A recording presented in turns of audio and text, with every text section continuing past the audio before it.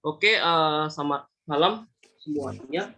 Selamat datang di tutorial Inpar 1 yang pertama.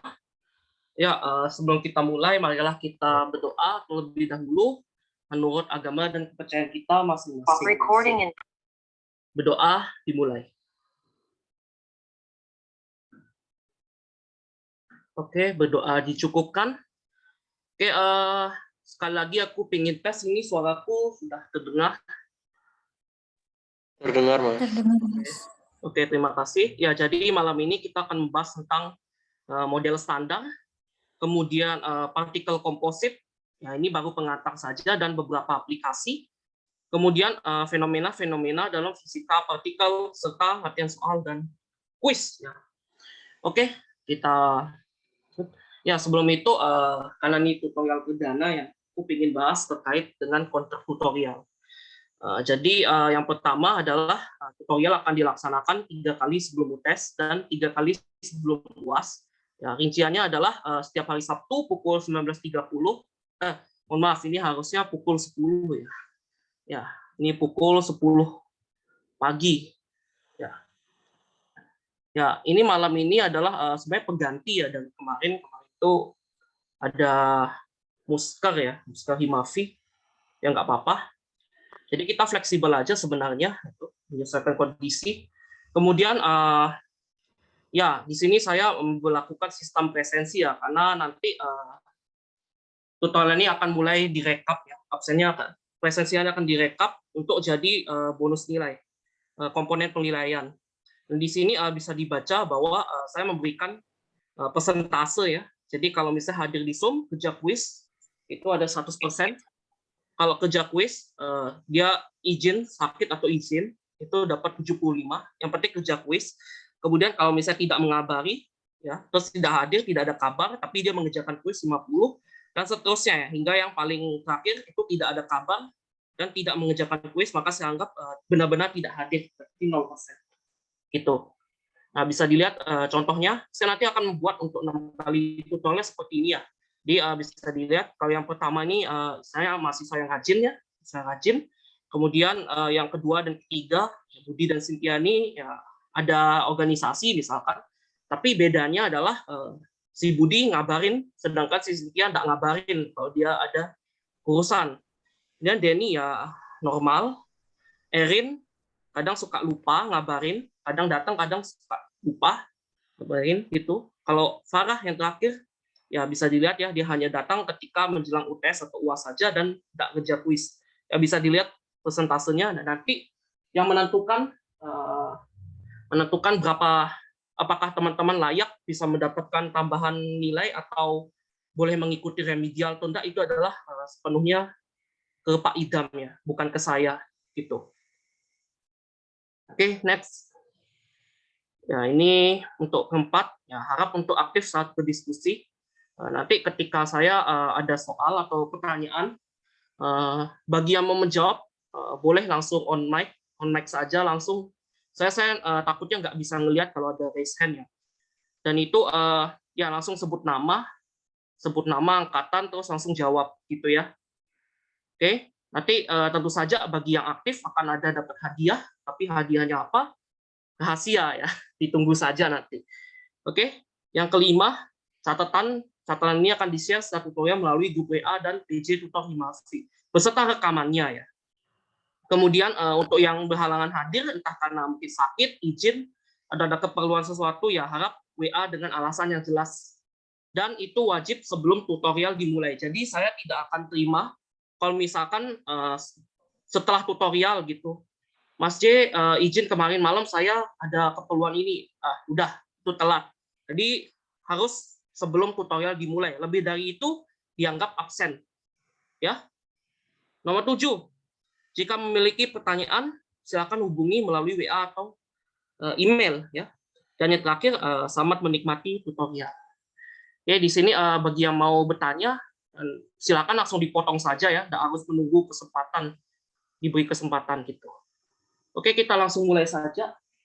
Jadi kita mulai dari partikel elementer. Ya, jadi jauh sebelum teori kuantum yang saat ini ya, teori kuantum modern itu ada. Ya, orang-orang masih belum mengenal istilah atom. Nah, seatom itu baru didefinisikan itu oleh John Dalton. Ya. Sebentar. Oke, jadi dia menemukan atom. Dan menurut John Dalton ini, atom ini merupakan sebuah bola ya, sebuah bola bentuk pejal. Jadi dia menemukan tentang atom. Kemudian kemudian DJ Thomson ya, melalui penemuannya dia berhasil menemukan adanya konsep ya atom itu semacam bola pejal dengan biji kismis ya. Jadi bola besar ini, bola pejal ini bermuatan positif dan ditempeli oleh elektron yang bermuatan negatif. Nah, di sini sudah dimulai dikenal konsep elektron. Ya. Kemudian oleh Rutherford ya melalui percobaan hamburan sinar alfa pada lempeng tipis emas berhasil menemukan konsep inti atom dan konsep neutron. Ya. Jadi inti atom itu terdiri atas proton dan neutron. Ya. Dan elektron itu mengorbit di sekitarnya. Tapi orbitnya ini belum jelas ya. Dan itu baru diperjelas oleh Bohr ya, dalam bentuk kulit-kulit seperti ini. Jadi ini kulit elektron. Ya, itu. Kemudian setelah ini ya sudah ada konsep inti, udah ada konsep elektron. Kemudian orang mulai bertanya-tanya gitu. Apakah ada partikel yang lebih elementer lagi, yang lebih dasar lagi dibandingkan proton, neutron, dan elektron? Ya. Kemudian jawaban ini berubah ya setelah ditemukan adanya konsep neutrino. Ya, tentunya teman-teman sudah dengar konsep neutrino ya. Neutrino, terus salah tulis. Neutrino. Ya, kemudian habis ditemukan neutrino, ya, kemudian ditemukan keluarga lepton ya. Keluarga lepton. Ya, keluarga lepton ya terdiri atas pertama elektron, kedua muon, yang ketiga adalah tau. Gitu. Dan habis keluarga lepton ditemukan, barulah muncul istilah quark. Ya, quark dan keluarga lepton, quark, dan nanti ada namanya mediator itu. Dan partikel Higgs itu membentuk suatu sistem yang namanya model standar. Nah, model standar ini adalah ya yang kita kenal, yang kita pelajari untuk fisika partikel ya, saat ini. Oke, sampai sini ada pertanyaan? Ini secara singkat saja ya, aku nggak ngejelasin sejarahnya detail seperti di kelas. Karena aku sendiri nggak hafal, aku nggak hafal siapa penemunya, tahun berapa gitu. Ini hanya gambaran besar. Oke, kayaknya masih jelas ya. Kita lanjut. Ya kalau misalnya tadi misalnya aku nanya ada pertanyaan atau enggak, kalau misalnya 5 detik nggak dijawab ya udah aku anggap paham gitu ya. Oke, kita lanjut ke model standar. Ini inti pembahasan kita. Jadi model standar terdiri atas partikel elementer. Partikel elementernya ada 3 macam. Pertama adalah partikel sendiri, itu ada lepton dan ada quark. Kemudian mediator, itu ada foton, ada WNZ, ya, WNC gitu. Ini juga partikel sebenarnya. Dan gluon. Ya. Partikel Higgs, dan yang ketiga ada partikel Higgs. Nah, ini partikel Higgs ini adalah partikel yang sifatnya itu masih diperdebatkan gitu. Masih belum jelas gitu. Kemudian setiap partikel ini punya antipartikel sebagai lawannya gitu. Ya, kecuali beberapa partikel misalnya foton itu nggak punya antipartikel. Kemudian berdasarkan distribusi yang dipenuhi, itu partikel bisa dibedakan menjadi 2 ya, yakni partikel fermion dan partikel boson. Ya. Oke, partikel fermion itu adalah partikel dengan spin setengah ya, bukan min setengah, ini spin strip setengah. Udah biar tak bingung, udah aku hapus. Ya, dengan partikel dengan spin setengah, dan dia memenuhi suatu distribusi yang namanya distribusi Fermi-Dirac. Ya. Contohnya adalah ya gampang sekali ya, proton, kemudian neutron, elektron itu adalah fermion. Kemudian boson, yang kedua adalah boson. Nah, boson itu ada partikel dengan spin bulat ya, spin bilangan bulat. Ya dia memenuhi distribusi Bose-Einstein. Nah, boson ini bisa dibagi menjadi dua lagi. Yang pertama boson skala itu adalah partikel dengan spin 0, ya spin total itu 0. Kalau partikel boson tera itu spin totalnya 1. Ya contohnya apa? Kalau boson skalar itu contohnya adalah partikel Higgs ya partikel Higgs yang tadi. Kemudian boson tera itu contohnya adalah mediator itu sendiri. Ya ada mediator foton, W dan Z dan gluon. Jadi contohnya mediator.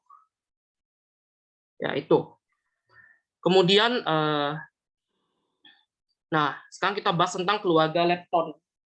Keluarga lepton ini jadi ditemukannya tidak sekaligus ya, tidak sekaligus elektron, muon dan tau itu langsung sekaligus tidak. Jadi ada 3 generasi ya. Ditemukannya secara bertahap. Nah, generasi pertama itu bisa ditebak yakni elektron itu sendiri ya, elektron dan neutrino elektron. Ya.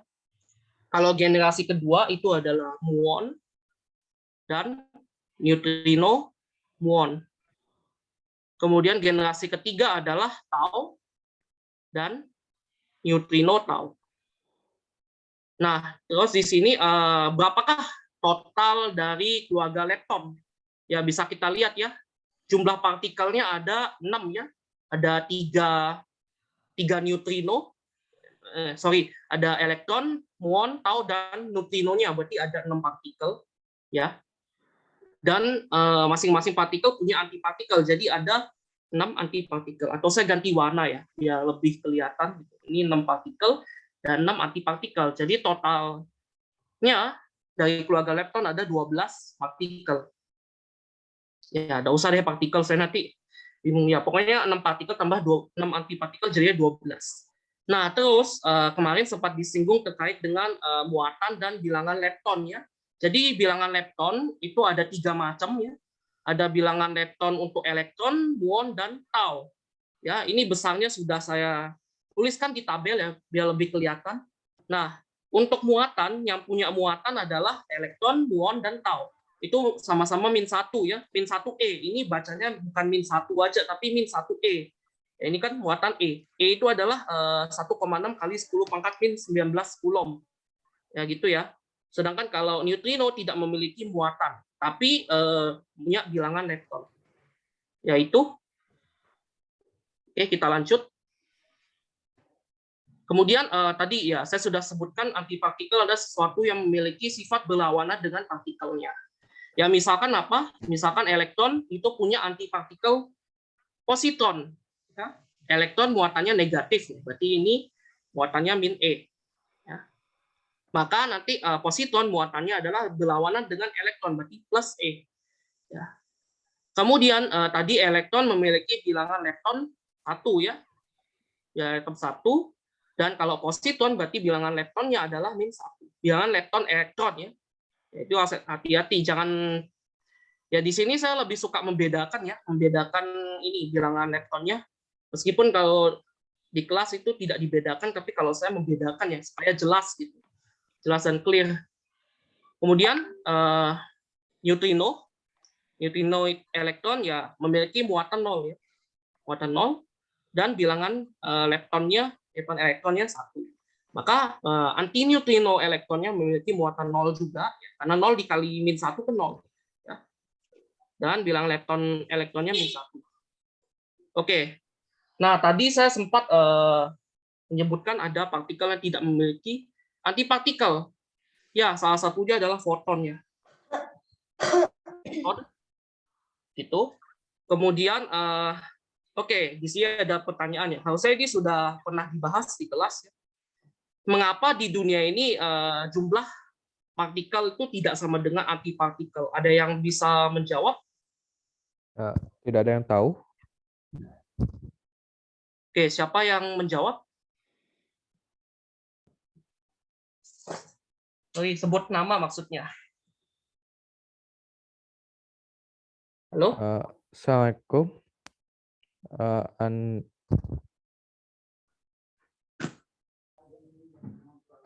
Halo, Halo, halo. Ya, ya. Terdengar. kayak emang nggak ada yang tahu, belum itu. Oke, tidak ada yang tahu ya. Oke, tapi bukan itu jawabannya. Oke, ada yang lain? Yang Nggak boleh sama, Mas. Karena nggak ada partikel, jadi semua hilang jadi foton. Oke, siapa yang menjawab? Ina. Nah, oke. Ya, jadi jawabannya adalah kenapa dia tidak boleh sama ya? Karena nanti kalau sama, maka partikel dan antipartikelnya akan saling mengeliminasi. Ya, jadi karena partikel dan antipartikel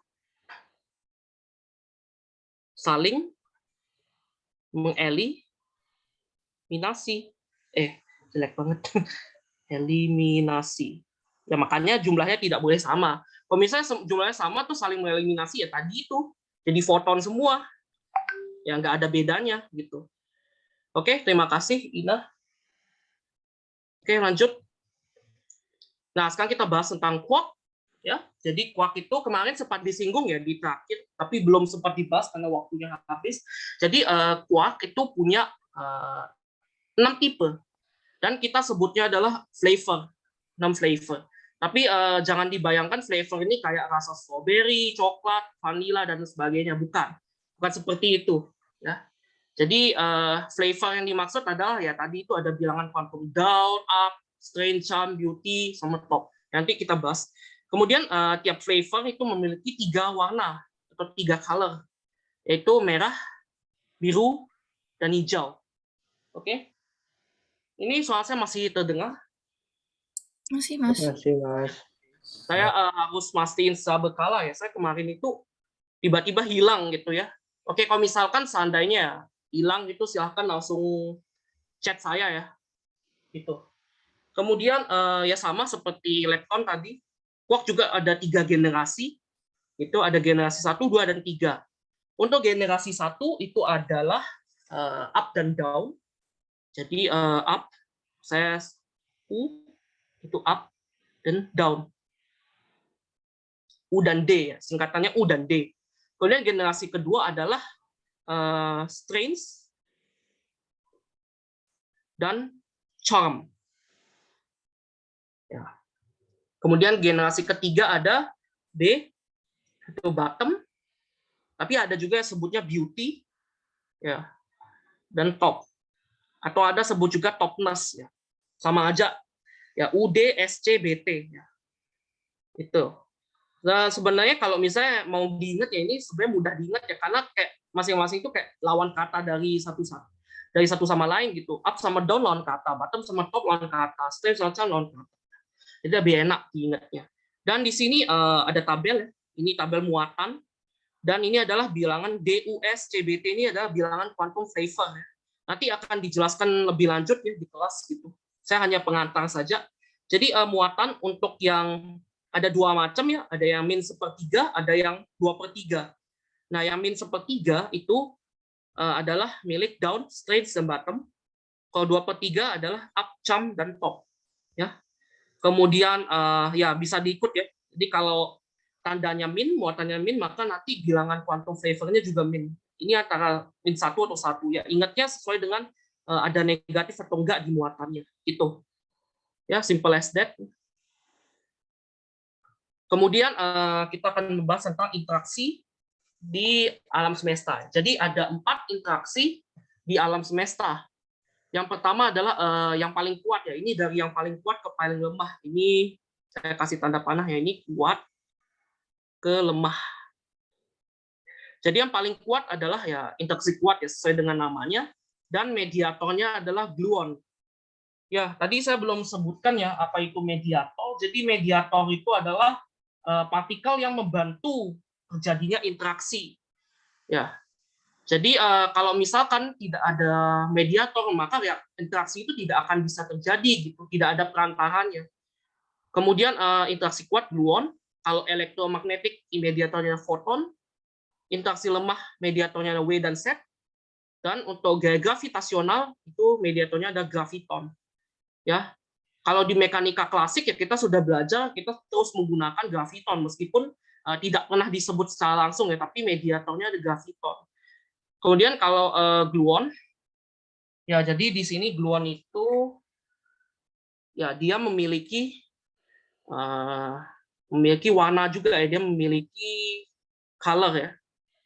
Jadi gluon itu ada 8 jenis. Gluon itu ada 8 jenis dan dia memiliki color. Nah, contoh interaksi kuat. Contoh interaksi kuat itu adalah gaya antar quark. Ya, itu ada contoh interaksi kuat. Kemudian kalau elektromagnetik, saya teman-teman sudah belajar di elektromagnetika sama di atomolekul. Jadi mediator foton. Foton ya udah tahu ya, itu adalah kuantisasi dari atau paket-paket cahaya gitu. Dan contohnya adalah ya contoh interaksi elektromagnetik ya, atau saya bilangnya EM. Itu apa? Yang paling jelas tentu saja interaksi antar elektron, bisa antar proton, ya itu bisa tarik menarik, tolak menolak. Kemudian yang melibatkan foton adalah misalkan transisi elektron dari kulit ya satu kulit ke kulit lain, itu kan antara menyerap foton atau melepaskan foton, itu kan. Terus ada juga apa? Misalkan fotolistrik, itu kan cahaya datang menabrak logam, nanti elektronnya lepas. Nah itu contohnya interaksi EM, elektromagnetik, dan masih banyak lagi. Kemudian interaksi lemah. Interaksi lemah itu mediatornya W dan Z ya. Dan di sini W dan Z itu adalah partikel. Oke, jadi itu adalah partikel boson Tera. Oke, ada yang masih ingat boson Tera itu apa? Jadi boson Tera tadi apa? Partikel yang memiliki spin 1 ya. Partikel boson Tera. Kemudian terakhir adalah gravitasional, itu contohnya ada di mekanika klasik. Kemudian berapakah jumlah partikel untuk mediator ya? Jumlah partikel mediator. Jadi jumlahnya tadi ada berapa? Pertama gluon itu ada 8 jenis, jadi 8 ditambah sama foton 1. Foton. Kemudian interaksi lemah W dan Z ini dihitung 2 ya. W dan Z gitu. Kemudian yang terakhir graviton, berarti totalnya ada 12. Nah, berarti kalau misalnya ditanya berapakah jumlah partikel dalam model standar, berarti kita harus menjumlahkan seluruh partikel berarti mulai dari lepton, quark, mediator, dan Higgs ya. Berarti totalnya adalah 57 partikel. Oh ya, saya lupa menjelaskan tentang quark ya. Jadi quark ini ya jadi kan cara ngitungnya gini. Quark itu punya 6 ya, ada 6 flavor. Terus masing-masing ada 3 warna. Berarti 6 kali 3 ya. Nah, itu berarti 18 ya. Partikel. Terus karena masing-masing partikel punya antipartikel, jadi tambah 18. Oh, ini ganggu sebentar. 18 anti partikel. Oke, jadinya 36. Ya. Nah, di sini dapat angka 36 tuh dari sini. Oke, ada pertanyaan terkait dengan model standar? Permisi Mas, boleh nanya Mas? Ya, silakan. Apa yang partikel W dan Z itu apa ya Mas? Maksudnya apa ada kepanjangannya atau gimana? Boleh dijelasin Mas? Yang ini, Iya. Nah, kalau terkait dengan itu, terus terang saya belum mendalami ya. Karena memang pas kuliah pun waktu itu cuma dibahas sekilas. Pokoknya intinya W dan Z itu adalah yang memediatori interaksi lemah sama kalau oke ada tambahan satu lagi ya. Jadi W itu partikelnya itu memiliki muatan. Ini bermuatan. Kalau Z itu partikelnya bersifat netral. Ya, saya belum mendalami lagi. Jadi mungkin kalau mau tahu lebih dalam itu bisa coba cek interaksi lemah. Itu sih. Mungkin aku baru bisa jawab itu saja untuk saat ini. Bagaimana?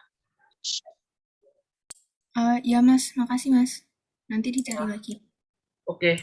Ya, ada pertanyaan lain mungkin? Izin bertanya. Ya. Di sini jumlah partikel mediator mah 12, tapi di tadi mah 8. Ini 8, yang tadi mah 12. Oh iya, betul. Betul, sorry. 12. Ya, berarti ini bukan 57. Berarti tambah 4 yang 61. Ya, saya salah tulis, sorry. Terima kasih udah membenarkan. Oke, 61 partikel ya. Oke, ada lagi? Oke, tadi yang yang nanya siapa aja? Laras Saya. Mas. Laras sama Saya. Andika Mas. Dika, oke. Oke, terima kasih. Ya, ada lagi yang ingin bertanya atau berkomentar atau mengoreksi mungkin?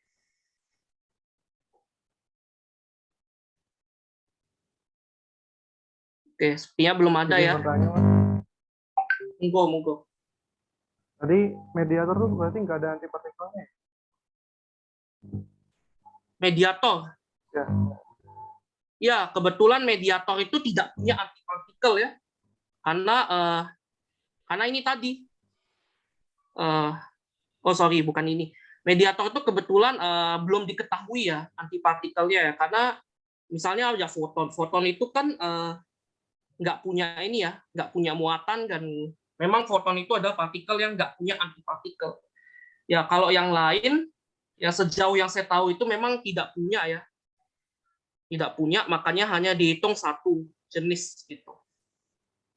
Tapi kalau mau dicari mungkin siapa tahu ada jurnal lagi yang baru yang udah menemukan gitu antipartikel dari mediator. Karena mediator sendiri itu ya istilahnya kayak cuman perantara gitu. Jadi kalau misalkan pun ada antipartikelnya itu pun tidak terlalu kita perhatikan. Biasanya yang lebih dominan itu adalah partikel yang lepton, quark gitu.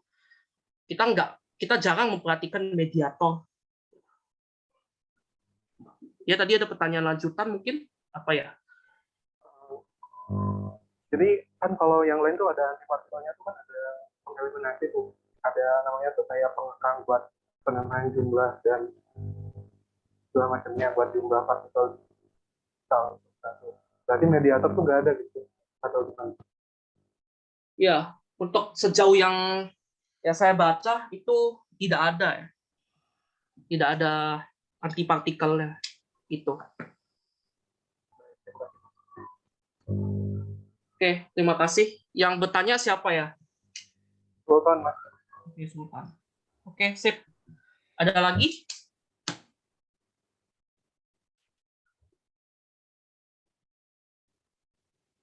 Oke, sepertinya belum ada. Kita bisa lanjut ya. Oke, ini kita mulai masuk ke dalam aplikasi dari partikel. Ya, yang pertama adalah percobaan E.M. Thomson ya. Ini adalah percobaan nanti ketemu di praktikum fisika atom atau molekul. Ya, jadi soalnya seperti ini. Kita dapat menentukan rasio antara muatan listrik dan massa, berarti Q per M, itu dari suatu partikel bermuatan listrik dengan melakukan setup eksperimen sebagai berikut. Nah, ini dengan cara mengatur nilai E dan B agar gaya Lorentz dan gaya Coulomb menjadi seimbang. Oke, kata kuncinya di sini ya. Gaya Lorentz dan gaya Coulomb setimbang. Maka lintasan partikel itu dari garis lurus itu akan membelok ya. Karena akibat pengaruh gaya Lorentz ini. Kemudian jika partikel tersebut ya keluar dari daerah diberi medan listrik, maka partikel akan bergerak dengan kelajuan konstan. Ya udah, ya. Mengalami defleksi, lintasan elektron berupa setengah lingkaran dengan jejaring R. Berdasarkan informasi tersebut, tentukanlah Q per M. Ya, ini kira-kira bagaimana gitu kan. Nah, jadi kita mau mencari Q per M, tapi ya sebelum masuk ke Q per M ya kita harus mendefinisikan dulu gitu kan. Nah, yang pertama adalah di situ ada kata gaya Lorentz. Oke, jadi ini ada gaya Lorentz. Gaya Lorentz itu disebabkan oleh magnet. Ini jadi kita harus meninjau dari dua sisi ya, dari sisi medan listrik sama sisi medan magnet. Nah, kalau untuk gaya Lorentz, ada yang masih ingat apa rumusnya? Besar gaya Lorentz? QVB, Mas. Berapa? Apa? QVB. IVB, betul. Ya, atau saya biasanya sukanya nyebut B, IV ya. Ya ini kalau dalam vektor tulisannya ya kayak gini ya. B cos V. Ya, ini vektor, ini Q. Ya, tapi kita anggap aja ini bukan vektor ya, kita anggap skala. Oke, berikutnya kita cari gaya listriknya, gaya Coulomb. Ini dari segi listrik. Oke, apa rumusnya gaya Coulomb? Fc sama dengan apa? Apa? Bukan yang itu. Bukan yang itu. Seperempat pi epsilon. Bukan, E. bisa dinyatakan dalam E. Medan Q listrik. kali E. Betul, Q kali E ya. Ya, kemudian di sini karena partikelnya bergerak dengan melingkar, maka kan ada suatu gaya di situ. Ada yang masih ingat nggak gaya apa namanya? Sentripetal. Betul, sentripetal. Rumusnya apa? M kali V kuadrat per R. M kali V kuadrat per R. Ya. Nah, kira-kira gaya sentripetal ini disebabkan oleh siapa? Oleh gaya Lorentz atau gaya Coulomb? Gaya Lorentz, Mas. Oke, gaya Lorentz ya, karena kan ya kita bisa lihat yang menyebabkan dia bergerak ini ada gaya Lorentz. Bergerak melingkar itu gaya Lorentz. Sudah dibahas ya juga di SMA kelas 12 ya. Nah, ini ya, jadi MV kuadrat per R sama dengan B IV. Ya. Dari sini kita bisa nyoba ya. Kita ambil V-nya gitu, kita ambil V. Berarti V sama dengan berapa? B, Q, dikali R dibagi M. Yakin? BQ? Bentar. B, Q, iya. Nah, ini kecoret dulu ya. Iya, dicoret dulu. Ya. Terus Dikali R dibagi M. dikali R, Dibagi M. dibagi R. Jalan? Dikali R bagi M dong. Iya enggak? Iya. Dikali R dibagi M. Oke, Ya, Mas. Oke, sip. Ya, kemudian kita sudah dapat ini, dan tadi ada kalimat terakhir nih. Nih, gaya Lorentz dan gaya Coulomb seimbang. Ya, seimbang ya. Bang, berarti apa? Kan Sama. ya, berarti FL sama dengan FC kan gitu ya. Berarti apa? PQV sama dengan QE. Itu kan? Ada yang bisa dicoret nggak? Ada, Mas. Q-nya Q-nya. bisa. Ya, oke, sip. Terus ya ada yang bisa kita substitusikan enggak? P-nya. Ya, Bisa. ya. Ini Jadi Ya. jadinya kan B kali Q kali Q R per M sama dengan E, ya enggak? Nah, berarti kalau kita mau cari Q per M, berarti apa? E E dibagi B kuadrat kuadrat kali R. Kali R. Oke, selesai. Nah, ini jawabannya ya. Oke, tadi ada beberapa orang yang udah bantu menjawab. Tadi saya kenal suaranya Vina ya. Ya kan? Yang lain siapa? Ya. Yang selain Vina yang jawab siapa? Aku Mas Safa. Nova. Kemudian ada lagi? Yuma, Mas. Anggi, Mas. Dani. Yuma, Dani. Anggi, Yuma, Dani. Oke, sudah? Saya tidak ada yang mengaku lagi. Oke, lanjut. Nah, Itu tadi salah satunya untuk Q per M, untuk mencari rasio Q per M. Kemudian, ya, kita juga bisa membahas konsep diamagnetism dan paramagnetism, ya, dengan menggunakan elektron. Jadi fenomena, oke, sebelum itu deh, ada yang tahu nggak diamagnetism sama paramagnetism itu apa gitu? Sifat kemagnetan, Mas. Sifat kemagnetan, betul sekali. Siapa yang menjawab? Abdur Rafi, Mas. Abdul, oke, Abdul. Ya, betul sekali. Jadi ini ada sifat kemagnetan. Sifat kemagnetan suatu bahan ya.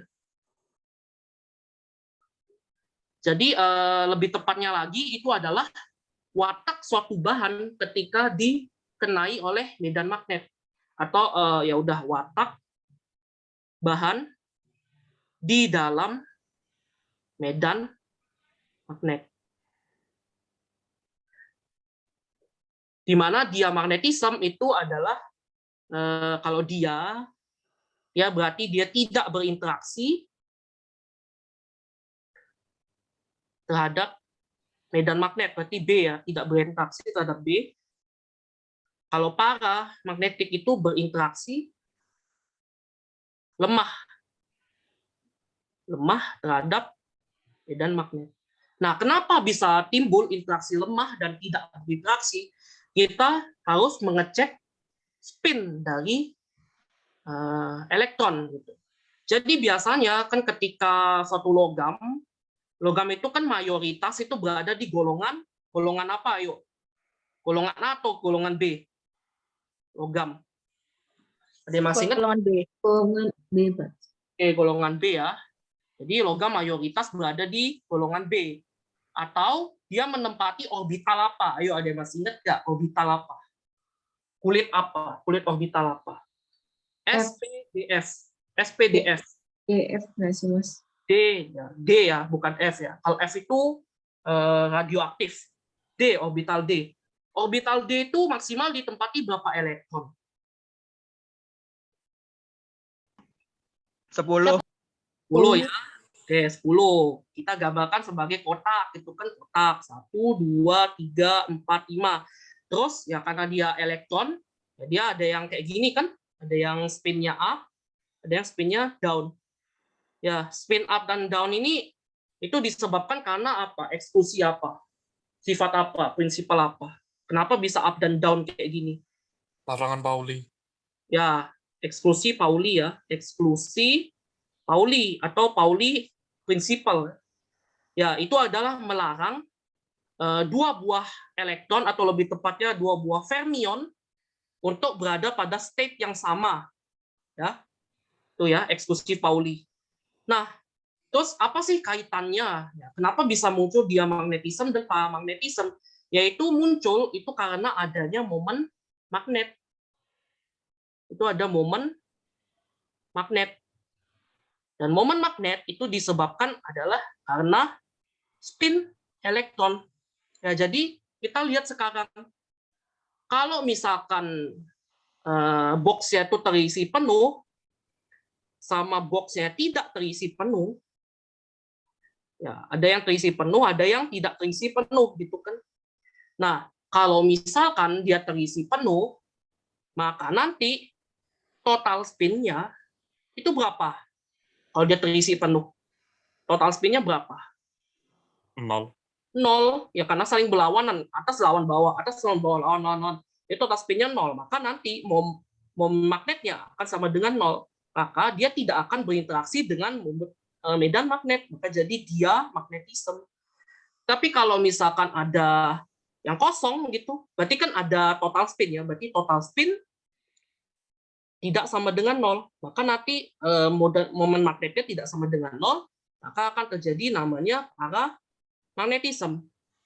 Terus pertanyaannya, Mas, kemana kok dulu ada istilah ferromagnetism, itu kemana?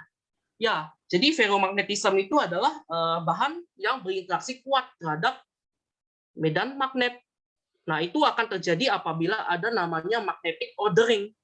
Jadi nanti spin-spin itu akan di-order ya, akan ada medan itu buat ngelurusin gitu, menyearahkan dari momen-momen magnet itu. Jadi ini masih dalam keadaan acak ya.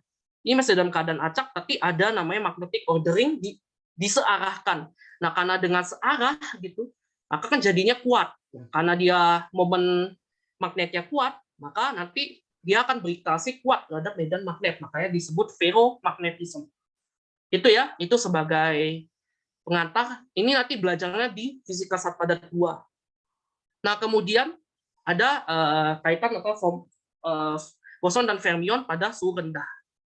Jadi tadi saya sebutkan ada boson dan fermion. Boson itu ada partikel yang memenuhi distribusi Bose-Einstein. Jadi boson dan fermion. Ya, boson itu ya, jadi kalau misalkan tadi fermion saya sebutkan ada namanya eksklusi Pauli. Jadi dalam suatu state yang sama, itu dua buah fermion itu tidak boleh menempati state yang sama. Kalaupun pada ya state ini maksudnya ada level energi ya, ini state atau energi level. Jadi dia tidak boleh menempati energi level yang sama. Kalau misalnya energi levelnya sama, maka langkah terakhir adalah spinnya harus beda. Berarti satu up, satu down, gitu. Tapi kalau boson, ya dia tidak ada Pauli exclusion atau apapun itu. Jadi beberapa boson itu bisa menempati state yang sama. Di state yang sama. Oke, itu sebagai pendahuluan. Kemudian, nah ini kita sedikit bahas termodinamika ya. Lebih tepatnya fisika statistik ya, karena ini sudah ngomongin boson dan fermion. Ya, sebelum ditemukan istilah boson dan fermion, kan orang-orang hanya mengenalnya adalah gas ideal. Gas ideal yang dengan persamaannya PV sama dengan nRT ya. Nah, jadi anggapannya ketika suhunya rendah, maka nanti tekanannya akan menjadi rendah. Gitu. Ya, itu. Tapi sebenarnya, kalau pada kenyataannya, hal tersebut tuh tidak terjadi. Contohnya apa? Contohnya pada logam.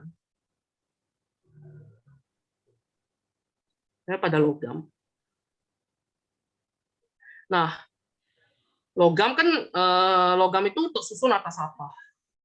Ya, ada atom-atom kan di sini ya. Ada atom-atom, di dalam atom ada elektron, ada proton, ada neutron, jadi ada proton, neutron, elektron, dan alat. Ini kan proton, neutron, elektron itu adalah apa? Fermion kan? Ya, ada fermion. Di dalamnya ada fermion. Kemudian suatu benda atau material kalau misalnya atom-atomnya berdekatan, maka di situ akan muncul vibrasi. Terjadi vibrasi. Nah, terus vibrasi isi ya, kalau lattice ya, kalau kita belajar sudah dapat istilah lattice ya, udah kenal lattice atau kisi gitu kan. Nah, kalau vibrasi kisi itu punya suatu kuantisasi, namanya apa? Ada yang masih ingat nggak? Kuantisasi vibrasi apa namanya? Ya, kayaknya belum tahu ya. Jadi kuantisasi vibrasi namanya ada fonon. Dan ini adalah boson. Nah, jadi di dalam logam itu ada fermion, ada boson. Nah, logikanya kalau dalam suhu rendah tadi kan tekanannya rendah ya. Oke, jadi sebelumnya jadi logam ini ya bisa diasumsikan itu tersusun atas gas fermion dan gas boson. Itu asumsinya ya. Maka kalau dalam suhu rendah tentunya gas-gas itu akan ya tentu saja tekanannya akan jadi sangat rendah ya. Tekanannya akan sangat rendah gitu. Dan nanti akan berpengaruh terhadap namanya kapasitas kalor. Jadi C, ada kapasitas kalor. Kapasitas kalor itu kan bergantung pada suhu ya. Berbanding terbalik dengan suhu. Berbanding lurus dengan suhu ya. Berarti kalau misalkan kalau menurut gas ideal, kapasitas kalor pada suhu yang rendah mendekati 0, maka kapasitas kalornya akan sangat kecil. Kalau kapasitas kalornya sangat kecil, berarti ketika diberi suatu suhu atau suatu energi panas sekecil apapun itu, maka tiba-tiba akan terjadi lonjakan suhu yang sangat besar gitu. Kan itu nggak mungkin toh. Tiba-tiba dikasih panas kecil terus udah tiba-tiba suhunya naik tinggi sekali. Kan nggak mungkin. Ya, jadi anggapan gas ideal itu tidak berlaku di sini. Maka di situ kita sekarang pakai teori dari fermion dan boson. Kalau fermion di suhu rendah dia akan mengalami kalau fermion di suhu rendah akan mengalami degenerasi namanya. Akan mengalami degenerasi. Ini pada T rendah. Kemudian kalau boson dia akan mengalami kondensasi pada suhu rendah. Apa bedanya kondensasi dengan degenerasi? Ya tadi, kalau misalnya kan boson itu kan bisa beberapa partikel menempati state yang sama. Dan partikel ya kalau pada suhu rendah itu cenderung menempati energi yang rendah. Jadi pada suhu rendah itu kalau boson dia akan ada banyak. Jadi ada banyak sekali partikel di suhu rendah ini menempati energi E sama dengan 0. Itu banyak sekali boson. Makanya bosonnya numpuk di sini. Makanya ini namanya kondensasi boson. Tapi kalau fermion kan nggak bisa. Kan ada ini larangan Pauli. Jadi dia akan menempati state yang rendah gitu. Ya, satu menempati sini, satu menempati sini, satu menempati sini. Dan nanti karena kan state-nya itu kan bisa bisa ada degenerasi. Maksudnya adalah satu state itu bisa bercabang gitu, bisa bercabang-cabang. Itu namanya degenerasi state. Ya kalian harusnya nanti belajarnya di fisika kuantum ada degenerate state. Ya, jadi dia menempati degenerate state ini, makanya namanya adalah degenerasi fermion. Dan nanti state tertinggi yang bisa ditempatkan oleh fermion itu adalah namanya energi Fermi. Nah, itu fermion. Nah, itu ya untuk pengantar. Ya. Oke, sebelum itu ada yang mau ditanyain nggak? Kalau tahu dari narasiku ada tertarik. Ya, ini material. Ini fisika statistik nanti belajar ini sama Pak Suyo. Oke, ada pertanyaan?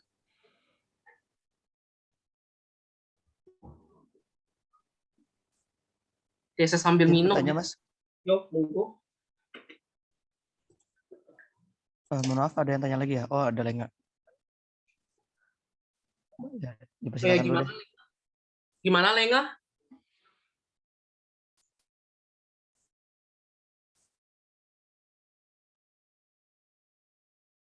Nggak kedengeran suaranya. Oke, tadi yang ingin bertanya lagi siapa ya? Abdul nggak? Iya, tanya Ustaz. Tanya Mas. Ya. Itu terkait boson dan fermion, mungkin ini maaf agak sedikit melenceng dari impar. Kalau nggak salah ada itunya juga, apa namanya, karakteristik boson fermion yang membedakan, tapi ini dalam ranah kuantum. Itu apa ya, Mas ya? Dalam ranah analisis kuantum itu apanya ya, selain eksklusi Pauli itu tadi? Ada lagi nggak kira-kira? Kalau nggak salah ada yang berkaitan sama apa ya namanya ya? Oh, saya kurang tahu sih, Mas. Saya lupa. Fungsi partisi bukan? Fungsi partisi itu malah statistik ya, Mas ya? Iya, memang. Karena ini kan bahasanya kuantum, Pak. Kuantum itu ngebahasnya nanti fisika statistik. Jadi impar, fisika statistik, fisika kuantum itu jadi satu jalur itu loh. Nanti karena itu kan boson sama fermion itu punya distribusi yang berbeda. Ada yang boson itu distribusinya Bose-Einstein, fermion distribusinya Fermi Dirac. Jadi masing-masing itu punya nanti fungsi partisi. Ya, fungsi partisinya beda, nanti bisa diturunkan macam-macam ya dari fungsi partisi itu, bisa persamaan keadaan ya, bisa entropi, bisa tekanan, bisa apalagi ya macam-macam gitu. Ya aku nggak bahas di sini ya, itu nanti fisika statistik. Ya, itu dulu ya. Jadi ya tentu saja ada perbedaan yang lebih luas lagi. Gitu. Oke, thank you. Udah jelas? Udah menjawab maksudnya? Sudah cukup menjawab, Mas. Oke, sip. Ya, monggo. Siapa? Mungkin yang dimaksud Abdur itu untuk perbedaan boson sama fermion itu mungkin spinnya ya? Spinnya mungkin. Boson sama fermion? Iya, kalau fermion itu setahu kan spinnya itu kelipatan setengah ya Mas ya. Betul. Yang boson itu kelipatan 1. Iya, betul. Ini kan sudah aku jelasin di awal. Ini kan? Ya, betul. Fermion tuh spinnya setengah. Boson spinnya bulat. Ya bukan harus 1 sih, pokoknya bilangan bulat. Makanya ada namanya pembagian lagi, boson skalar, boson tera. Boson skalar itu spinnya 0, boson tera itu spinnya 1. Itu. Oke, gimana? Baik Mas. Ternyata tadi saya emang agak terlambat jadi nggak dapat bagian sininya Mas. Ya terima kasih banyak Mas. Iya, Ya terima kasih banyak juga Lenga. Yo, oke. Lenga ya. Oke, sip. Ada lagi? Mas mau nanya Mas. Ya, monggo. Siapa? Mus, siapa Mas? Mus. Oke, Mus. Tadi aku ada apa ya? Ada pelan memahaminya yang apa fermion terus tiba-tiba ada set yang bertemu gitu Mas. Mohon maaf, bisa diulang mungkin soalnya lebih keras sedikit ya. Enggak. Yang pas bagian apa fermion tadi. Yang ini bukan. Yang tadi saya sebut. Ini ya. Nah, tadi yang degenerasi pada rendah itu. Nah, yang itu gambar itu Mas, mungkin dijelasin lagi itu. Tadi aku ada pelan memahaminya. Jadi nggak apa-apa. Ini degenerate state. Yes. Oke, bagus. Pertanyaan yang sangat bagus. Jadi gini, biasanya kan kita kenal energi ya, energi level-level energi ya. Saya seperti ini. Ini energi 0. Kalau 0 kan istilahnya apa? Ground state. Ground state, terus ini energi yang pertama, berarti excited state yang pertama, excited state yang kedua, excited state yang ketiga, dan seterusnya. Kalau dalam fisika kuantum 2, nanti akan dibahas terkait dengan, jadi setiap state itu punya semacam Hamiltonian. Ada punya Hamiltonian. Jadi pada dalam keadaan normal, ya itu masing-masing state itu punya keadaan Hamiltonian H0. Jadi ini adalah untuk sistem yang tidak terganggu. Ya, tapi karena dalam fenomena kuantum itu macam-macam ya, maka di situ akan ada namanya gangguan. Akan ada gangguan. Jadi itu adalah namanya adalah perturbation theory. Perturbation theory itu adalah teori gangguan dalam kuantum. Itu maka nama state-nya itu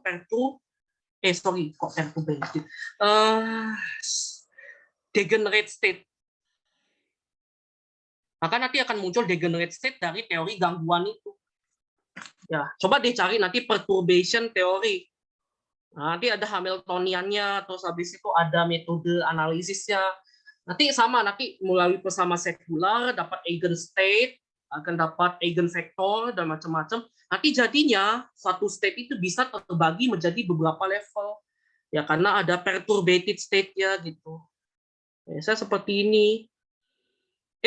Ground state itu nggak boleh dibagi ground state itu tidak boleh perturbate, tidak boleh bercabang. Yang bercabang itu hanya boleh yang ini, yang atasnya. Yang excited state-nya. Jadi ground state itu tidak boleh bercabang. Gitu.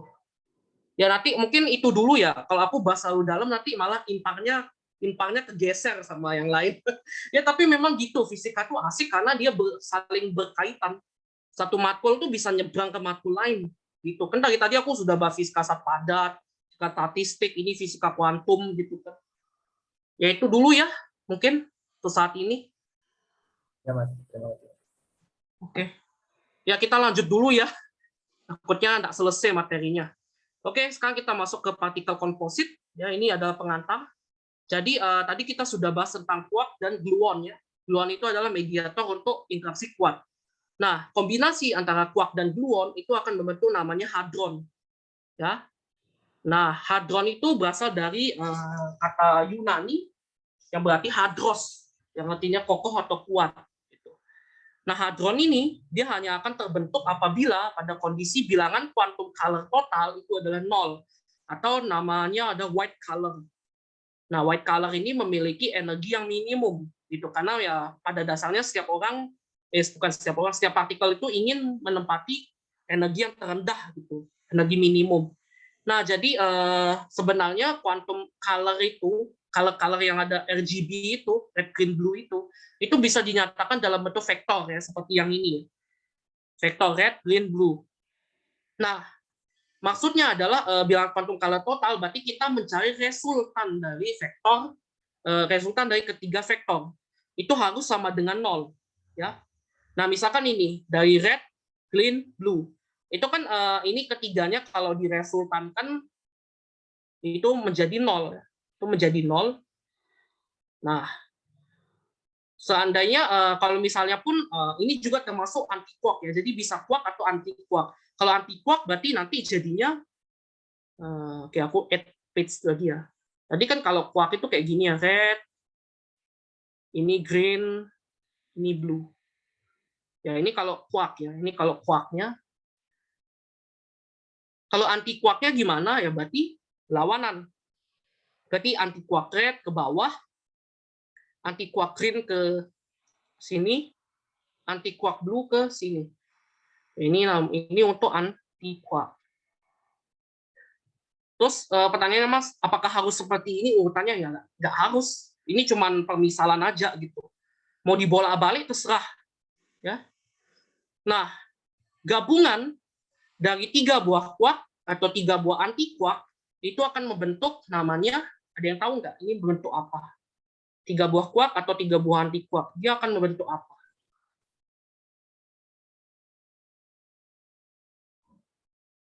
Proton itu termasuk apa ya Mas ya? Ya. Saya cuma tahu proton contohnya Mas. Ya, itu namanya baryon ya. Dia akan membentuk baryon.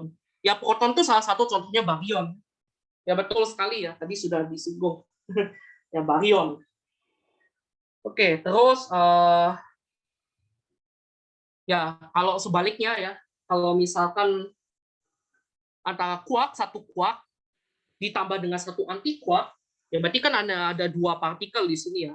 Nah, dia akan membentuk namanya meson. Nah, makanya klasifikasi klasifikasi hadron itu ada 2, baryon dan meson. Itu ya. Nah, terus ya habis sebelum ini. Atau mungkin ini dulu ya. Dalam keadaan bebas, satu-satunya hadron yang bersifat stabil itu adalah proton. Ya, ini adalah proton. Nah, kemudian contoh baryon itu apa saja? Ya, tadi saya sudah, tadi sudah disebutkan ya. Tadi yang pertama adalah proton. Ya, ini kalau dinyatakan dalam, ini saya sambil apa ya? Sambil tulis quarknya ya. Quarknya itu adalah UUD. Tapi bukan undang-undang dasar. Berarti dia terdiri atas 2 quark up dan 1 quark down. Itu ada proton, kemudian ada neutron, itu juga itu UDD, up down down. Itu kalau neutron. Kemudian ada partikel lambda ya. Itu UDS, ya, up down strings. Kemudian ada partikel delta, itu juga bisa. Itu delta plus plus, itu misalkan ada UUU, dan masih banyak lagi. Ya, itu bisa teman-teman cari di Wikipedia ya, list of baryons, atau di PDG ya, particle data group, itu banyak sekali. Oke, kalau meson, ya contohnya meson ada yang pertama ada partikel P meson ya, kan sudah pernah disebut di kelas P meson. Itu UD. Nah, bar ini maksudnya anti partikel ya. Anti quark. Jadi D bar ini maksudnya anti quark dari D. Ya, kalau misalnya U bar berarti anti quark dari U, S bar anti quark dari S, dan seterusnya ya, itu maksudnya. Kemudian ada juga partikel kaon, itu US bar. Kemudian ada, ya udahlah ya, kalian cari sendiri. aku nggak hafal juga. Oke, terus pertanyaannya nih. Pertanyaannya, apakah mungkin terdapat partikel komposit yang tersusun atas quark atau anti quark itu hanya 1? Oke, ada yang bisa menjawab, apakah mungkin terdapat partikel komposit dengan jumlah quark atau anti quark hanya 1? Silahkan, ada yang bisa menjawab? Coba menjawab, nggak apa-apa. Salah nggak apa-apa. Ayo, siapa? Namanya siapa? Saya. Saya siapa? Lenga ya? Lenga. Oke. Ya, gimana Lenga? Mungkin atau tidak? Tidak bisa, Mas. Tidak, bisa. Kenapa? Karena ada yang namanya work confinement itu. Ya, betul ya. Jadi jawabannya ini ya.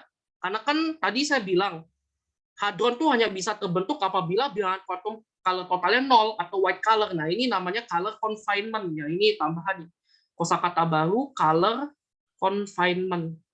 Ya, thank you ya.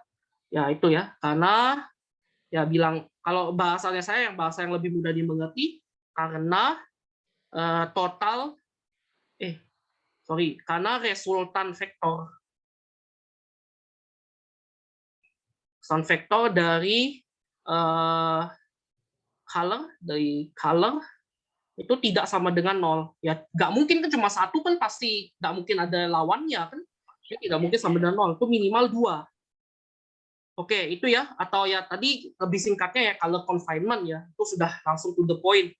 Terus pertanyaan kedua, apakah mungkin terdapat partikel komposit dengan jumlah quark atau antiquark lebih dari 3? Ayo, ada yang bisa menjawab? Ya, selain Nenga ya.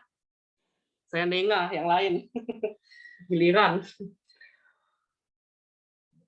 Aku dari tadi jarang ya dengar suara yang cewek. Ada nggak? Atau ya udah deh, siapapun aja deh. Ada yang tahu bisa menjawab? Bisa menjawab, Mas. Saya. Oke, Abdul ya. Ada yang. Kalau menurut saya mungkin bisa, tapi belum pernah dengar. Tapi kalau secara konsep sepertinya bisa. Bisa. Kenapa? Kenapa tuh? Karena kalau pakai konsep yang tadi masih bisa gitu dibuat menjadi suatu partikel eksotik mungkin. Tapi saya kurang tahu apakah ada atau tidak aja gitu. Oke, thank you. Ya jawabannya ada ya. Jawabannya ada, memang ada. Tapi alasannya itu loh kenapa? Itu loh.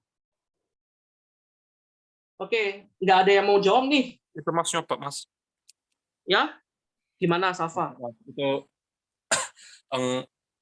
kayaknya sepertinya itu alasannya juga sama kayak yang kenapa kok partikel komposit nggak boleh satu, karena kalau lebih dari 3 itu masih memungkinkan resultan vektornya 0. Masih mungkin resultan vektornya bisa 0. Oke. Ya, kira-kira bagaimana tuh? Kok bisa memungkinkan vektor resultannya 0? Kayak contoh misalnya itu ada kayak misalnya yang tadi yang RGB itu, kalau pakai yang tadi contoh RGB itu bisa pakai gabungan antara RGB sama anti-R, anti-G sama anti-B. Oke. Resultannya nanti jadi 0 juga nanti. Oke, thank you Safa. Hampir benar. Ayo, ada lagi nggak yang bisa melengkapi? Itu dikit lagi. Itu sudah benar, mixernya itu udah benar ya. Itu kata kuncinya mixer itu udah benar. Ayo, ada yang lagi dikit bisa melengkapi. Apa nih alasannya? Ayo dong, dikit lagi.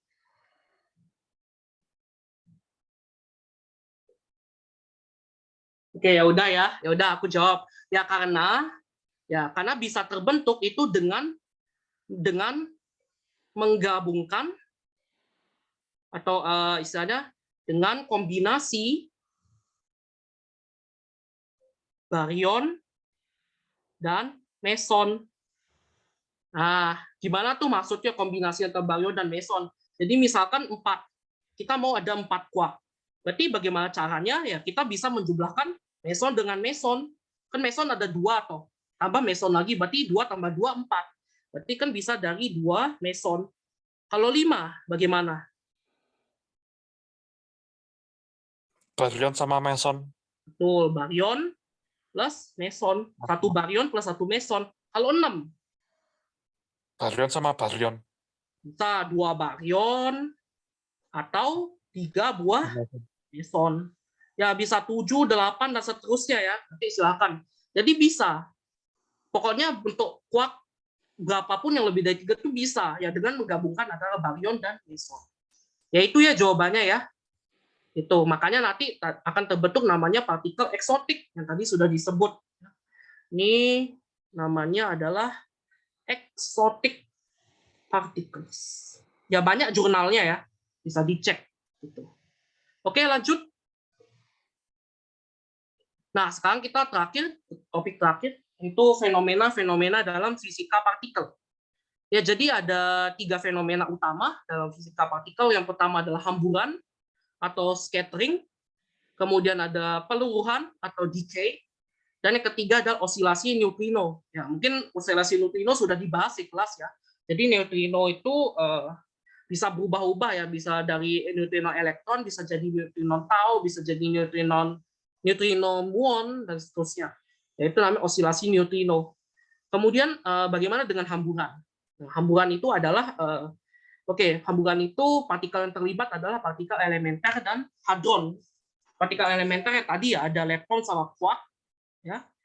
Kemudian hadron ya tadi ada baryon sama meson. Tuh.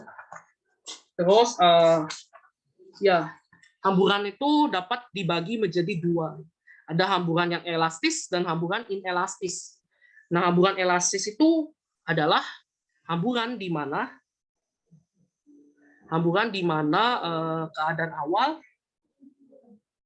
keadaan awal sama dengan keadaan akhir. Jadi kalau misalnya saya buat dalam perumusan atau bentuk reaksi itu jadi seperti ini. A plus B itu menjadi A plus B. Nah, itu namanya hamburan yang elastis. Kemudian ada hamburan yang bersifat inelastis. Ya berarti lawannya elastis ya. Berarti keadaan awal itu tidak sama dengan keadaan akhir. Ya berarti ini contohnya adalah A plus B menjadi C plus D plus E, misalkan gitu ya. Atau bisa tambah lagi yang lain. Gitu. Nah, itu namanya hamburan inelastis. Nah, kemudian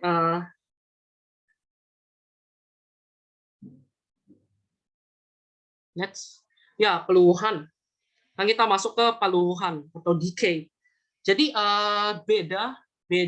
perbedaan utama antara hamburan dan peluruhan itu adalah jumlah partikel awalnya. Kalau hamburan itu partikel awalnya harus lebih dari 1 ya.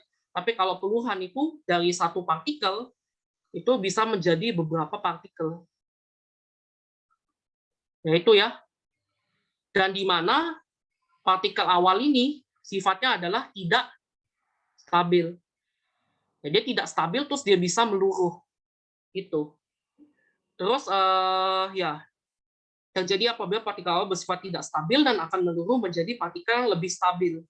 Gitu. Jadi sebenarnya pun dari hamburan ini, dari proses hamburan, kalau misalkan ada partikel akhir yang salah satunya misalnya tidak stabil gitu, dia akan meluruh, dia bisa meluruh gitu.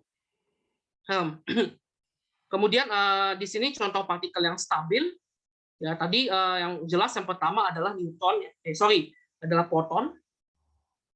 Ya, proton itu tidak bisa meluruh ya, sudah stabil. Kemudian ada foton, terus ada elektron, dan ada neutrino. Nah, pertanyaannya, kenapa saya tidak menulis lepton di sini? Ya, karena tentu saja muon dan tau itu tidak stabil ya. Tau itu partikelnya sangat besar, ya. Ukurannya masanya itu sangat besar ya. Kalau partikel dengan massa yang besar itu cenderung tidak stabil. Gitu. Biasanya cenderung tidak stabil. Makanya dia cenderung untuk meluruh gitu. Kemudian waktu hidup dari partikel tak stabil itu ditentukan oleh jenis interaksi dan partikel yang terlibat. Nah, nanti jenis-jenis interaksinya ada 3 macam. Ada interaksi lemah. Ya, tadi ya ada interaksi lemah, ada interaksi elektromagnetik dan interaksi kuat. Nanti akan dibahas di kelas ya. Nanti masing-masing ada syaratnya memenuhi hukum pelestarian dan sebagainya ya. Tapi tidak saya bahas sekarang ya, saya nunggu bapaknya dulu yang membahas gitu.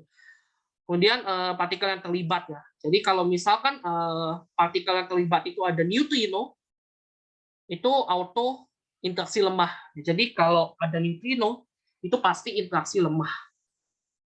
Kemudian baik hamburan maupun peluruhan wajib memenuhi hukum-hukum kelestarian.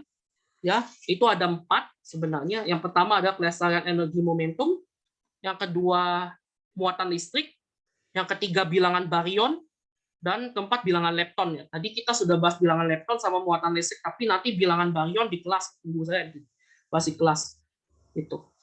Kemudian khusus untuk peluruhan, ya massa partikel awal itu wajib lebih besar dibandingkan total massa akhir. Ya, kan nggak mungkin toh kalau misalnya meluruh, terus tiba-tiba hasil peluruhannya massanya lebih besar, kan aneh.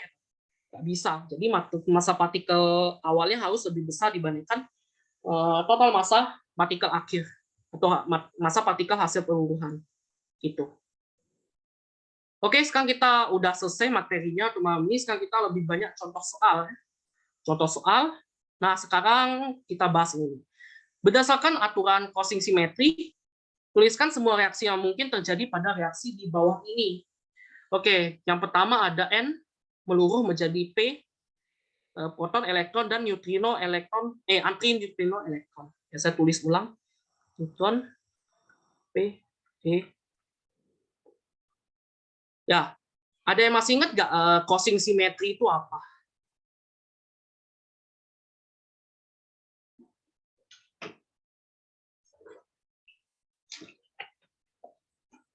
Oke, jadi Crossing simetri itu adalah oke, tes ini suara saya masih masuk? Masih, Mas. Masih, Mas. Oke, thank you. Ya, jadi kalau Crossing simetri itu artinya simpelnya aja kita bisa membolak-balik ini ya. Kita bisa menukar letak partikel dalam suatu reaksi, tapi kita harus membaliknya jadi antipartikel gitu.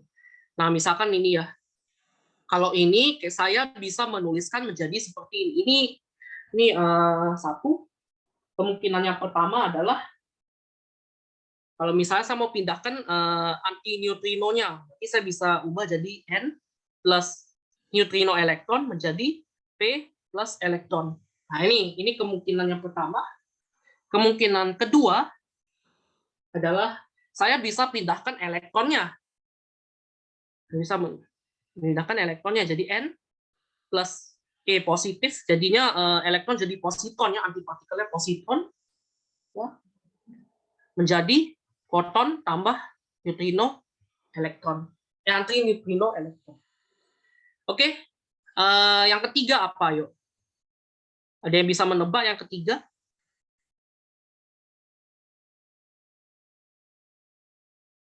N plus positron. Bagaimana? N plus positron.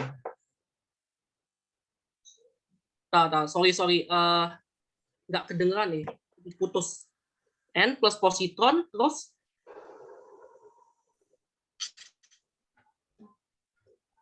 Halo? Plus P plus.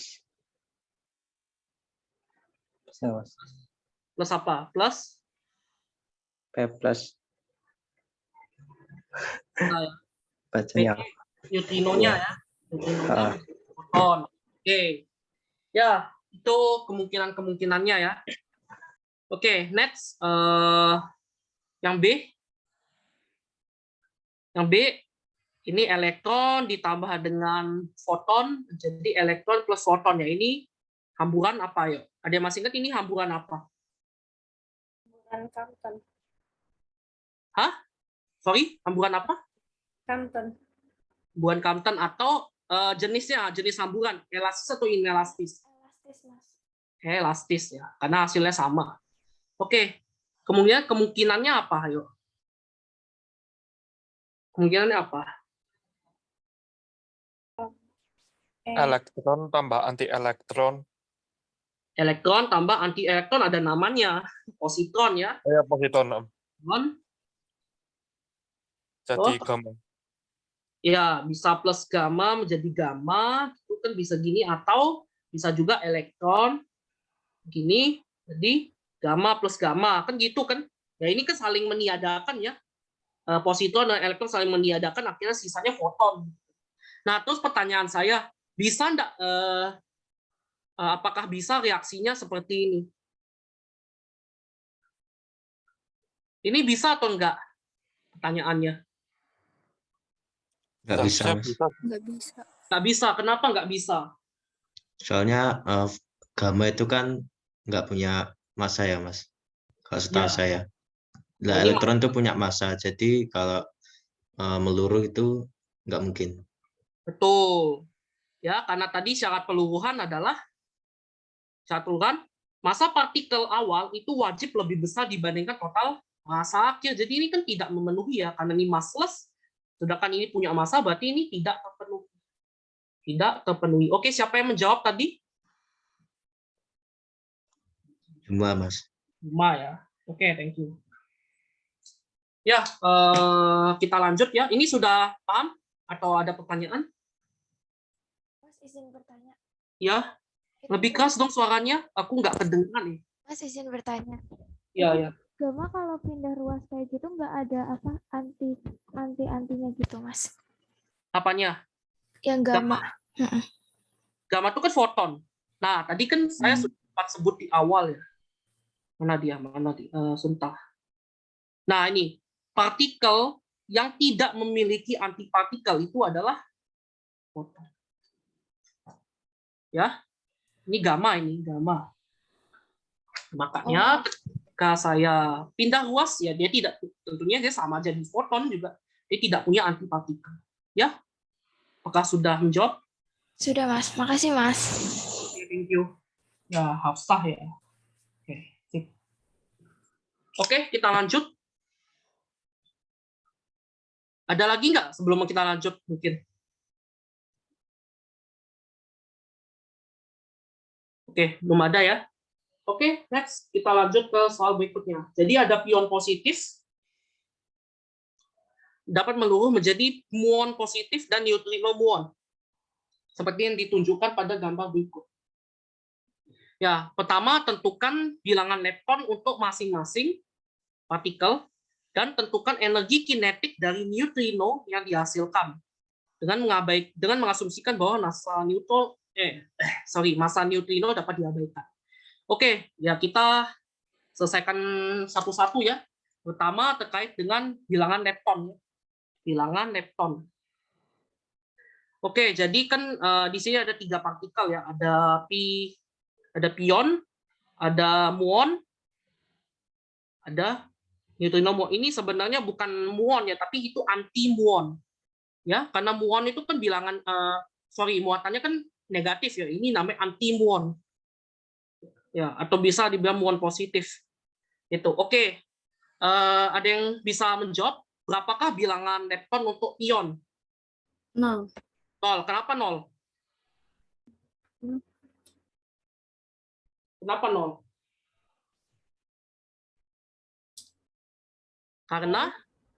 Karena pion itu lepton atau bukan? Iya, dia. Ya, karena bukan lepton ya. Karena bukan lepton, makanya dia 0. Gitu simple. Ya, yang lepton itu kenapa? Ada elektron, ada muon, ada tau. Nah, ini lepton. Kalau selain itu ya udah berarti bilangan leptonnya 0 gitu kan. Terus ya tadi siapa yang menjawab? Siapa? Sorry. Adilah. Ya. Oke, thank you. Ya, kemudian kalau muon positif berapa bilangan leptonnya? -1. Bilangan lepton yang mana? Bilangan lepton yang mana? Muon positif. On ya, berarti nilainya -1. Ya.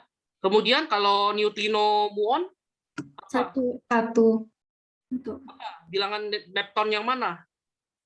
Muon, elektron, tau? Elektron. Muon. Loh.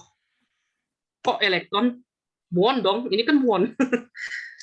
Ini kan muon. Ya. Ya, 1 ya. Gitu. Ya, jadi karena kedua ruas ya, ini kan jadi 0.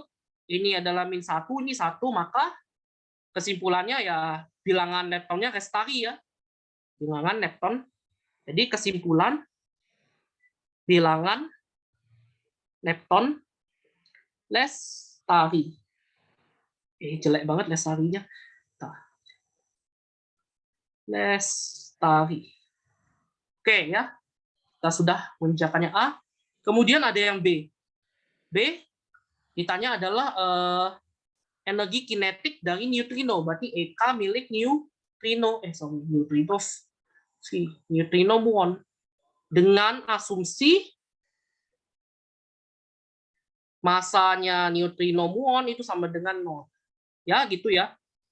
Oke, tes ini soal saya masih masuk. Masih, Mas. Iya, oke. Sip. Nah, sebelum kita ngomongin tentang energi, ya kita harus tahu dulu dong, energi itu rumusnya apa gitu kan. Ada yang masih ingat nggak rumusnya energi apa? Ada P kuadrat C kuadrat, ya kan? Tambah apa?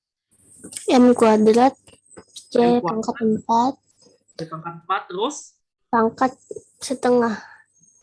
Pangkat setengah. Oke, tadi siapa yang menjawab? Arifia. Ya, oke. Sip. Arifia. Ya, pangkat setengah ya. Atau bisa juga kita kuadratin ya. Y-nya di sini. Ya, atau ya sudah saya tulis dua-duanya ya. Nah, ini tambah M kuadrat C pangkat 4 ya, Karin. Ya, atau pangkat setengah. Nah, kemudian ya karena kita ingat kita ada hukum kelestarian energi mekanik kan. Kita punya hukum kelestarian energi mekanik. Maka kesimpulannya adalah energi awal sama dengan energi akhir. Maka jadinya adalah energi dari pion plus ya. Atau saya tulisnya energi P aja ya, tapi sebenarnya ini pion plus itu sama dengan energinya neutrino tambah energinya muon. Ya ini saya singkat aja ya, supaya saya nggak usah tulis plus-plusnya nanti kecampur sama plus yang besar ini. Ya tapi teman-teman udah tahu ya. Nah berarti kita bisa menjabarkan ya masing-masing ya. Oke. Tapi sebelum itu, nah ini kan anggaplah ini persamaan 2 ya. Ini persamaan 1 gitu. Oke. Tapi kita lihat sekarang ini sistemnya apa? Ini sistemnya hamburan atau peluruhan? Halo? Peluruhan. Peluruhan ya. Oke, karena dia peluruhan, maka kita bisa mendefinisikan bahwa massa awal itu diam. Nah, kalau dia diam, berarti apa yang sama dengan 0? P-nya 0. P-nya 0 ya, momentumnya 0 karena dia diam. Maka ya ini momentumnya ini ya, momentumnya P itu sama dengan 0 ya karena dia mula-mula diam. Maka jadinya ya kita bisa menyederhanakan ininya ya. Berarti kan EP jadinya adalah akar MP kuadrat C pangkat 4 ya. Kecepatan cahaya saya kita nggak usah tulis CP ya karena kan dia sama untuk semua partikel. C itu cahaya, kecepatan cahaya.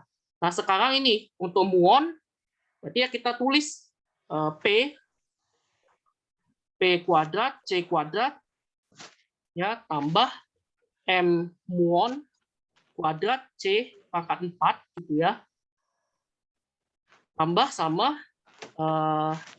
ini ya. Ini neutrino ya. Aduh, kalau neutrino tadi apa? Masanya 0 kan? Masanya 0, berarti ini hilang ya, masanya hilang. Ini 0. Ini jadinya P kuadrat ditambah sama punyanya muon. Berarti P muon kuadrat C kuadrat tambah M muon kuadrat C. Ini punyanya neutrino, ini punyanya muon. Oke. Kemudian di sini kita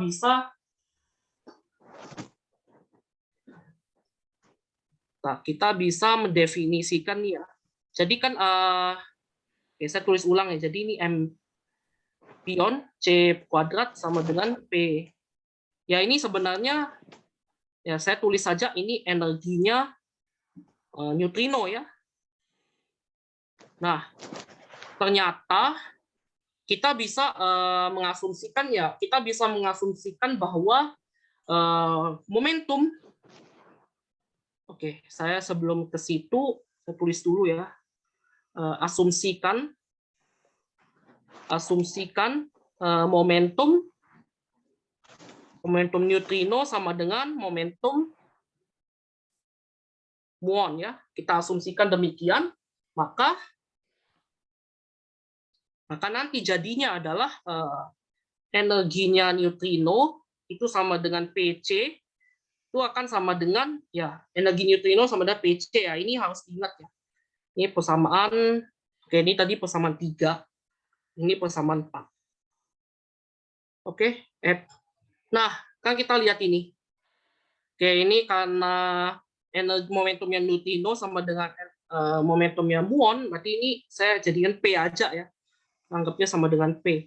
Nah, maka di sini kalau misalnya persamaan 4 saya substitusikan ke persamaan 3, maka jadinya seperti ini. Jadi ada MP C kuadrat itu sama dengan ini ya, ini kan sama dengan energi neutrino. Ini sama dengan energi neutrino tambah, oke, P kuadrat C kuadrat kan berarti sama dengan energi neutrino kuadrat. Ini energi neutrino kuadrat, oke, ditambah sama M muon kuadrat C pangkat 4. Nah, ini diakarin. Oke, berikutnya saya bisa pindah ruas ya untuk menghilangkan akarnya. Saya bisa pindah ruas seperti ini.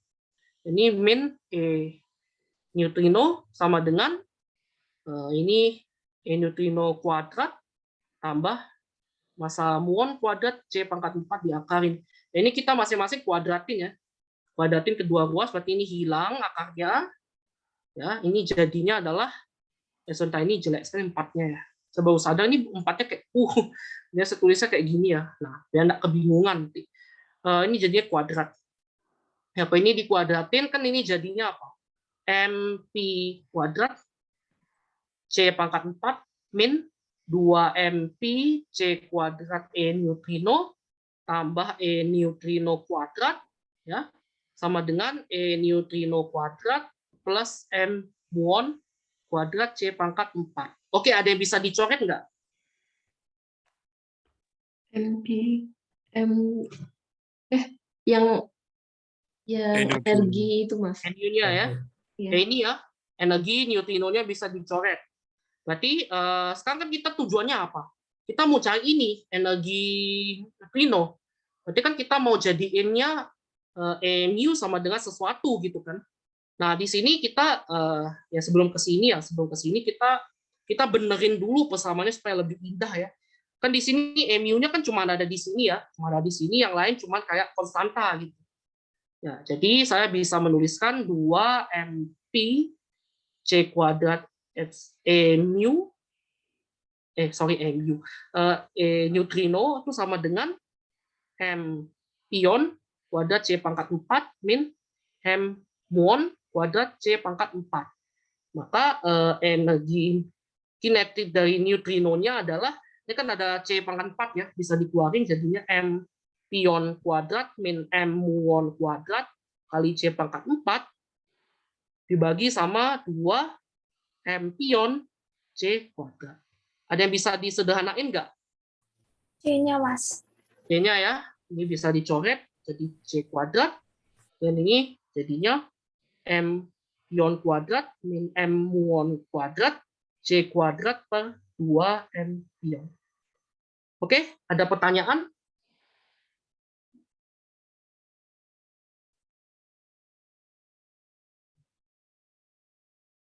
Oke, kayaknya belum ada ya. Ini sudah jam 9 ya. Kita ini sebentar banget ya, sebentar saja. Cepat kok ini. Habis itu aku jelasin tentang kuis. Oke, soal aku masih masuk kan? Masih, Mas. Masuk ya? Masih, Mas. Oke, ini kita bahasnya gesit aja ya. Positron, proton tambah elektron menjadi jadi N N tambah neutrino elektron. Tentukan reaksi yang diperbolehkan dan tidak diperbolehkan dengan menganggap bahwa bilangan lepton lestari. Jadi kita cukup melihat bilangan leptonnya, ya. Kita lihat bilangan leptonnya. Oke, yang punya bilangan lepton di sini apa saja? Elektron, neutrino. neutrino. Bilangan leptonnya elektron yang jelas. Berapa ini Le-nya? 1. Le-nya di sini berapa? 1. 1. Lestari atau tidak? Iya. Lestari. Oke, berarti berhasil. Berarti bisa jalan. Nah, yang B. Berarti anti muon, anti neutrino elektron, neutrino muon. Oke, berapakah nilai lepton masing-masing? Ini apa? 1. Le-nya 1. Ya, hati-hati Le. Kemudian ini apa? 0. Ilmunya? Kok 0? Min 1. Min 1. 1 ya. Karena anti partikel. Kemudian anti neutrino elektron, berarti Le-nya berapa? Min 1. Min 1. Terus kalau neutrino muon berapa? Ilmunya 1. Lestari atau tidak? Iya. Yakin? Ini sama ini lestari nggak? Oh iya beta. Terus ini sama ini lestari nggak? Enggak beta. Nggak lestari ya. Nah, cobanya tidak lestari. Nah, hati-hati ya. Lihatnya itu awal sama akhir gitu. Oke, yang C. Elektron tambah neutrino muon menjadi muon tambah neutrino muon. Nah, berapakah L-nya? Ayo gesit. Le-nya berapa? 1. Ini L-mu-nya berapa? 1. 1. Ini? 1. Tuh, yang ini? Lestari tidak? Ya. Lestari. Ini Melmu. Ini 2 loh. Ini Elmu sama Elmu. Kalian berapa? 2 kan? Oh, tidak lestari. Enggak lestari. Ini juga nggak ada temennya. Ini mana ada? Nah, ini nggak ada ininya kan? Nggak ada Le-nya juga di sini kan? Ini Le-nya 0. Nah itu, jadi tidak lestari. Nah ini sekarang positron tambah neutrino elektron. Ya ini harus banyak belajar ya supaya bisa cepat ya. Kalau masih yang belum ngeh, nanti dipelajari lagi yang tadi yang di depan itu. Tabel bilangan tabel keluarga lepton. Oke, gesit. Ini berapa? Le-nya? Min 1. Terus ini 1.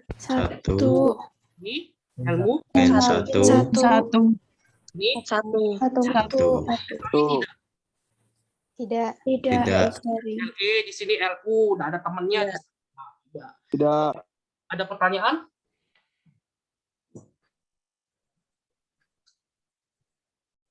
Ya, nanti latihan lagi ya. Nah, latihannya adalah dengan ngerjain quiz yang saya kasih sekarang. Oke, sebentar saya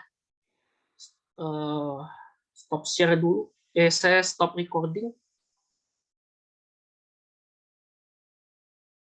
Nah, more stop recording.